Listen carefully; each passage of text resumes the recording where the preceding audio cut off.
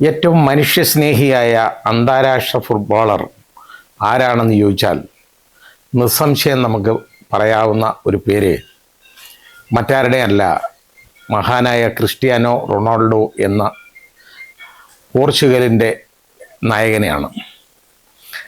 അദ്ദേഹം ഈ ഫുട്ബോൾ രംഗത്ത് വാരിക്കൂട്ടിയ റെക്കോർഡുകൾ അത് പറയേണ്ട കാര്യമില്ല, എല്ലാവർക്കും അറിയാം.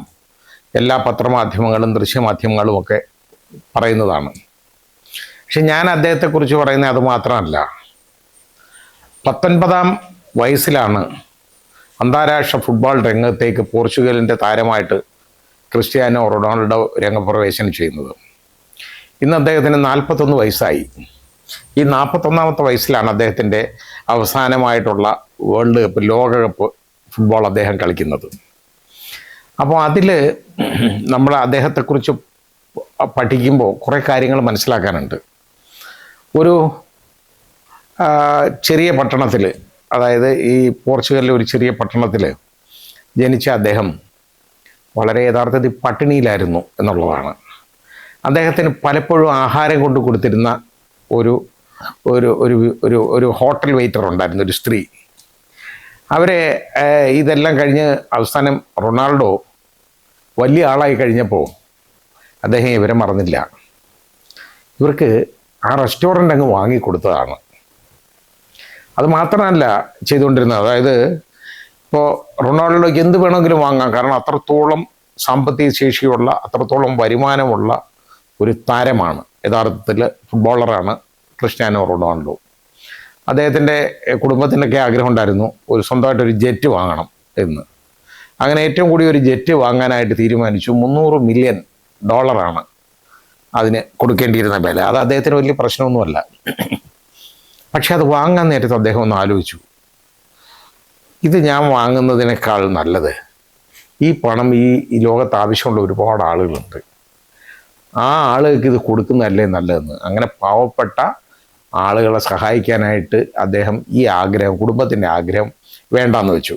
അതായത് ഇത് ജെറ്റ് വാങ്ങുന്നില്ല.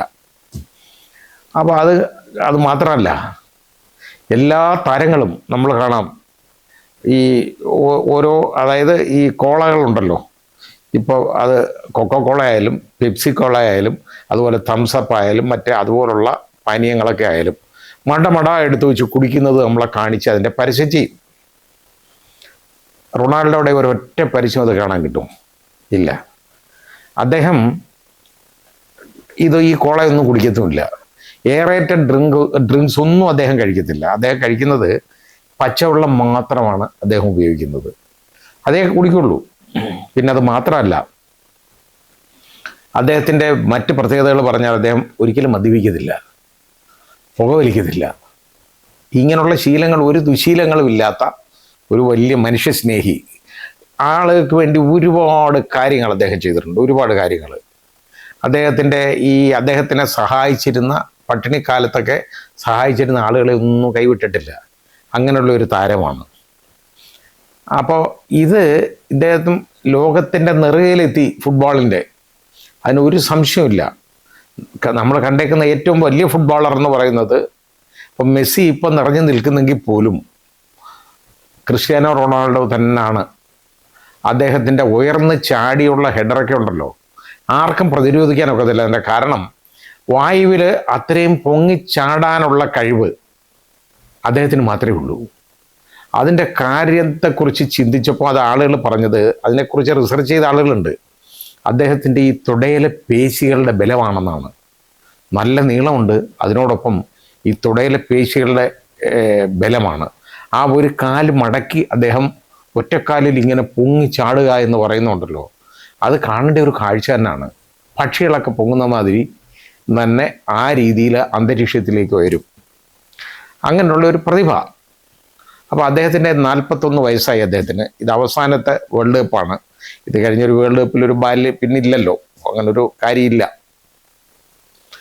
അപ്പോൾ അദ്ദേഹം നോക്കുമ്പോൾ ഇവരെയൊക്കെ നമ്മൾ മറ്റു എല്ലാ ഫുട്ബോളേഴ്സിനെയും നമ്മൾ കാണണം. എല്ലാ ഫുട്ബോളേഴ്സിനെയും നമ്മൾ നോക്കുമ്പോൾ ഏറ്റവും പ്രശസ്തരായ ഇപ്പോൾ എംബാപ്പെ 7 ഗോളുകൾ ലോകകപ്പിൽ കഴിഞ്ഞു. മെസ്സി 8 ഗോളുകളായി. അതുപോലെ എർലിംഗ് ഹാളൻഡ്, നോർവേയുടെ താരം, അദ്ദേഹത്തിനും 7 ഗോളുകളായി. അപ്പോൾ ഇത് ഗോൾഡൻ ബൂട്ട് ആർക്ക് കിട്ടും എന്നുള്ളതിനെ കുറിച്ചാണ്. ഇപ്പം മെസ്സിക്ക് 8 ഗോളുകളായി ഇപ്പോൾ ഈ മത്സരം കഴിഞ്ഞപ്പോൾ. അപ്പോൾ ഏറ്റവും കൂടുതൽ ഗോളുകളും അസിസ്റ്റും നോക്കിയാൽ അത് മെസ്സിയാണ് ഇപ്പോൾ ഉള്ളത്.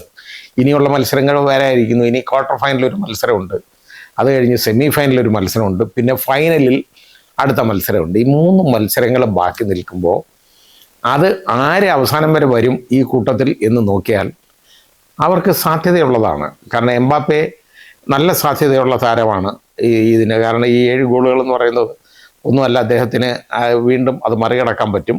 ആ രീതിയിലേക്ക് കൂടുതൽ ഗോളുകൾ അടിക്കാൻ പറ്റും. ഈ ഫുട്ബോൾ എന്ന് പറയുന്നതിൻ്റെ പ്രത്യേകത. ഇനി അതുപോലെ തന്നെ നമ്മൾ ഇതുപോലെ പറഞ്ഞപ്പോൾ ഒരു കാര്യം മറന്നുപോയി. അതായത് എല്ലാ താരങ്ങളും നിങ്ങൾക്ക് കാണാം. ഇപ്പം മെസ്സി പോലും ഈ കൈ മുഴുവൻ അദ്ദേഹത്തിൻ്റെ ഈ ഇരു കൈകളിലും മുഴുവൻ ഈ ടാറ്റു ചെയ്തേക്കാണ്. ക്രിസ്ത്യാനോ റൊണാൾഡോ അദ്ദേഹത്തിൻ്റെ ദേഹത്ത് ടാറ്റു ചെയ്തില്ല കയ്യിൽ. അതിൻ്റെ കാരണം എന്താണെന്നറിയോ? ഈ ബ്ലഡ് ട്രാൻസ്ഫ്യൂഷൻ ഒക്കത്തില്ല. അദ്ദേഹം സ്ഥിരമായിട്ട് ബ്ലഡ് കൊടുക്കുന്ന ആളാണ്. ഈ ബ്ലഡ് ദാനം ചെയ്യുന്ന, രക്തദാനം നടത്തുന്ന ആളാണ്. അതാണ് ഞാൻ പറഞ്ഞ യഥാർത്ഥ മനുഷ്യസ്നേഹിയാണെന്ന് ഞാൻ പറയാൻ കാരണം. പാവങ്ങളെയൊക്കെ അത് അതിരിവിട്ട് സഹായിക്കും. ആ രീതിയിലാണ് അദ്ദേഹത്തിൻ്റെ ആ കാഴ്ചപ്പാടും പോക്കും. ഇപ്പോൾ അദ്ദേഹത്തിൻ്റെ അവസാന വേൾഡ് കപ്പാണ്. അപ്പോൾ ഇത്രയും ലോകത്ത് ഇത്രയും പ്രശസ്തിയുടെ കൊടുമുടിയിലെത്തിയിരിക്കുന്ന ഒരു താരം യഥാർത്ഥത്തിൽ വേറെ ഞാൻ ആരെയും കാണുന്നില്ല.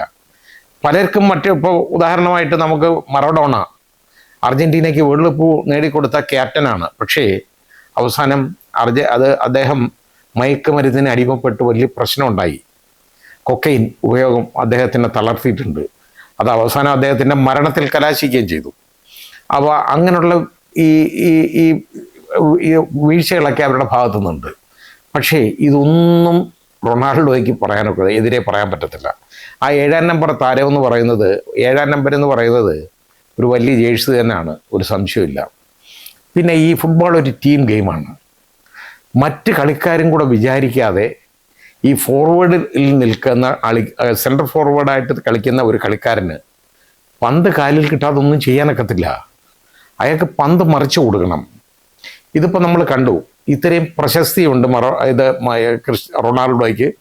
അതേപോലെ ഇത്രയും പ്രശസ്തിയുണ്ട്, പണമുണ്ട്, അദ്ദേഹം വലിയ ആളാണ്. പക്ഷേ ഈ കളി തുടങ്ങുമ്പോൾ തന്നെ ഈ ടീമിലെ ഒരുത്തം പറഞ്ഞ വർത്തമാനമാണ് ഏറ്റവും നമ്മൾ ശ്രദ്ധിക്കേണ്ട കാര്യം. പോർച്ചുഗൽ ടീം അതാണ് അവർ ഇത് അടിയറ വെച്ചതാണ് ഇത്. അല്ലെങ്കിൽ ചിലപ്പോൾ അവർക്ക് കിട്ടിപ്പോയനെ ഈ കപ്പ്, വേൾഡ് കപ്പ്. അപ്പോൾ ഇദ്ദേഹത്തിനെ നല്ല രീതിയിലൊന്ന് യാത്ര അയക്കാൻ അവന്മാർക്ക് ഇഷ്ടമല്ല. അതുകൊണ്ട് പറഞ്ഞത് എന്താണെന്നറിയോ, എല്ലാവരെയും പോലുള്ളൊരു കളിക്കാരനാണ് ക്രിസ്ത്യാനോ റൊണാൾഡോ. അല്ലെങ്കിൽ പ്രത്യേകതയൊന്നുമില്ലെന്ന്. അതാണോ? എല്ലാവരെയും പോലുള്ള കളിക്കാരനാണോ? അയാളെപ്പോലുള്ളൊരു കളിക്കാരൻ വേറെ അതിനകത്തുണ്ടോ? ആരുമില്ല. ഇനി അയാൾക്ക് മനഃപൂർവ്വം പന്ത് കൊടുക്കില്ല. റൊണാൾഡോയ്ക്ക് പന്ത് കൊടുക്കാതെ മനഃപൂർവ്വം അത് പാസ് ചെയ്ത് കൊടുക്കാതെ തോന്നിവാസം പോലെ അടിച്ച് വെളിയിൽ കളയുന്ന കാഴ്ച നമ്മൾ ഒരുപാട് കണ്ടതാണ്. പിന്നെ അദ്ദേഹം സ്വന്തമായിട്ട് ഉണ്ടാക്കിയെടുത്താണ് അദ്ദേഹം ഒരിക്കൽ ഡബിൾ ഗോളുകൾ അടിച്ചത് സ്വന്തമായിട്ട് ഉണ്ടാക്കിയെടുത്താണ്. ആരും മറിച്ചു കൊടുത്തൊന്നുമല്ല. പന്ത് പിടിച്ചെടുത്ത് കൊണ്ടുപോയി അടിച്ചതാണ്. ആ രീതിയിൽ അങ്ങനെ സ്വന്തമായിട്ട് മാത്രം കളിക്കാൻ വിധിക്കപ്പെട്ട ഒരു കളിക്കാരൻ. ടീമിൽ മറ്റാരുടെയും സഹായമില്ല. ഇതിൻ്റെ കാരണം എന്താണെന്ന് ചോദിച്ചാൽ എന്താണെന്ന് അറിയോ?